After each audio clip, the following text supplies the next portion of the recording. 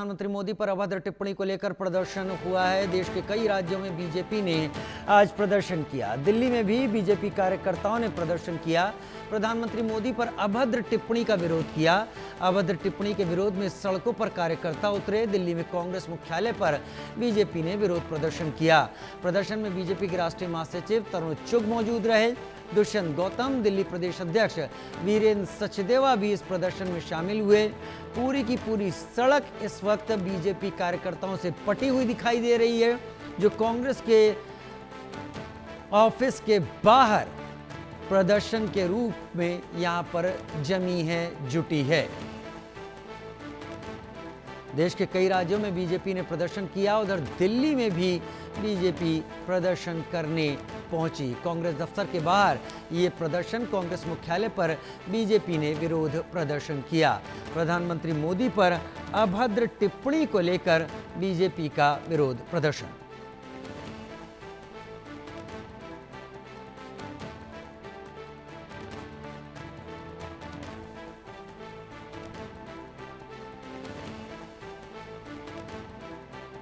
BJP लगातार हर कहीं विरोध प्रदर्शन आज करती दिखाई पड़ी। पटना में भी गांधी मैदान में प्रदर्शन हुआ। उधर देश की राजधानी दिल्ली की तस्वीरें आपके टीवी स्क्रीन पर है। एक बड़ी तादाद में बीजेपी कार्यकर्ता जुटे इस प्रदर्शन के लिए कांग्रेस मुख्यालय के बाहर।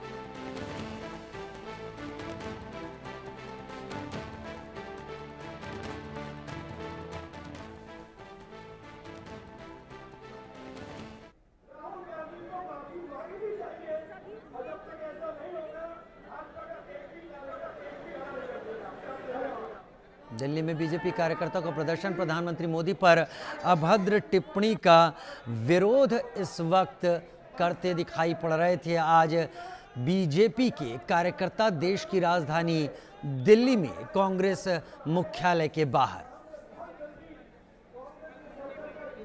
बीजेपी प्रदेश अध्यक्ष वीरेंद्र सचदेवा, दुष्यंत गौतम,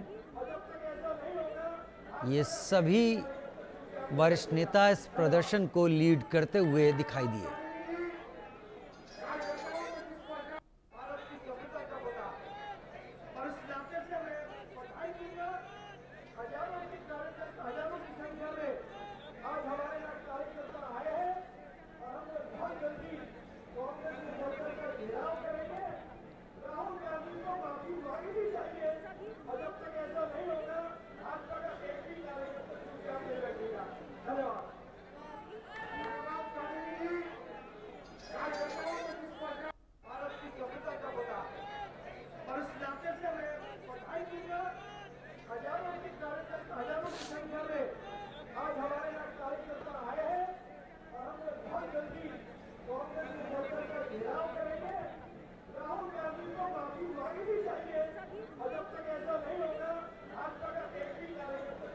नारेबाजी हो रही है कांग्रेस मुख्यालय के ठीक बाहर, और ये तादाद पूरी की पूरी सड़क पर जहां देखिए वहां बीजेपी कार्यकर्ताओं का हुजूम, बीजेपी के झंडे कांग्रेस मुख्यालय के ठीक बाहर।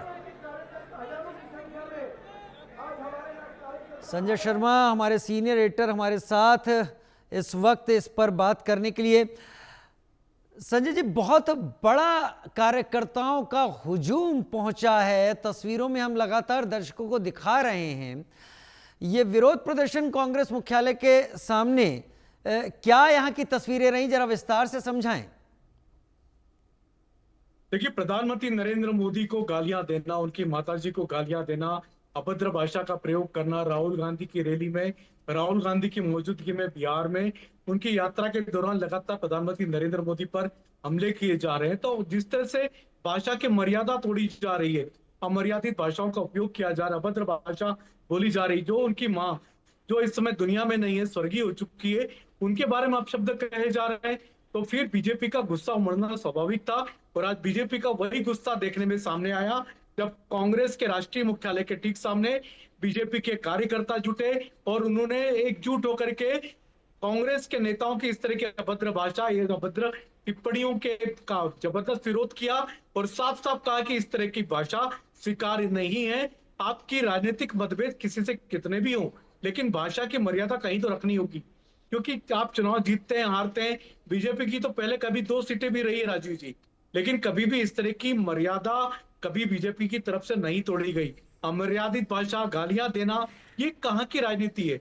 अगर आप चुनाव हारते तो क्या आप इस लेवल पे उतर जाएंगे? क्या इस स्तर पर उतर ठीक। जाएंगे? और अगर किसी कांग्रेस के रैली में अगर इस तरह की बात भाषा बोली जाती है, हम्म। तो फिर क्या कांग्रेस के किसी नेता ने अभी तक माफी मांगी, खेद हम्म। जताया, किसी तरह का दुख जताया? अभी तक ऐसी कोई बात दिखने में सामने नहीं। ऊपर से राजनीति हो रही है कि वो कार्यकर्ता जिसने गालियां दी है वो कभी बीजेपी के नेताओं के साथ खड़ा हुआ था। तो ये कहीं ना कहीं बीजेपी के नेताओं का, कार्यकर्ताओं का गुस्सा है, जो कि देखने में सामने आया। और ये गुस्सा सिर्फ आज ही समाप्त नहीं हो गया है। आपको ये पूरा की पूरा गुस्सा पूरे बिहार चुनाव के समय भी ये देखने देखने को को मिलेगा। मिलेगा। संजय शर्मा, आपने एक इस बात से सब कुछ साफ कर दिया कि अब इस सब को लेकर क्या होने वाला है। बहुत धन्यवाद मेरे साथ जुड़ने के लिए आपका।